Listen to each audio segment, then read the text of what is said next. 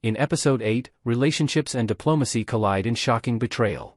Grace Penn, now president, names Hal, not Kate, as her vice president. Kate watches from the sidelines as the man she once stood beside now steps into greater power. Please, subscribe and let's dive deeper together. At Chequers, tensions run high. Kate, Hal, and Grace meet with UK Prime Minister Trowbridge to resolve the threat of a Russian submarine tied to a nuclear warhead, Poseidon.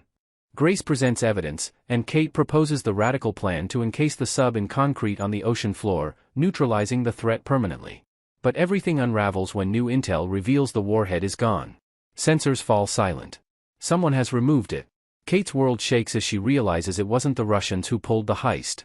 It was Hal and Grace. Behind her back, they orchestrated the covert extraction. In that moment of betrayal, Kate confronts Hal. She accuses him of using her as a pawn. He falls silent, and Grace and Hal step into the public light.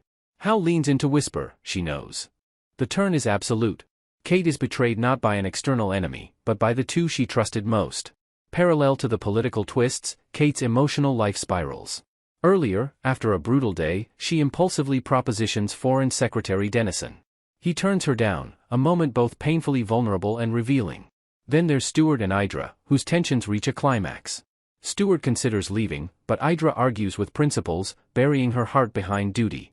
When Stewart presses her to admit she wants him to stay, she refuses, and the emotional cost cuts deep. As the finale peaks, Kate agrees to return to Washington with Hal. It appears a reconciliation, but it's a trap. Before she even sets foot on the plane, she discovers their duplicity. Hal and Grace have executed a plan without her. The betrayal is not just emotional, it's geopolitical. Russia may assume the UK stole the weapon, but Kate knows the truth, and she's been compromised. The final image lingers on her cold, calculating expression. The war she's fought in diplomacy now feels personal, inevitable.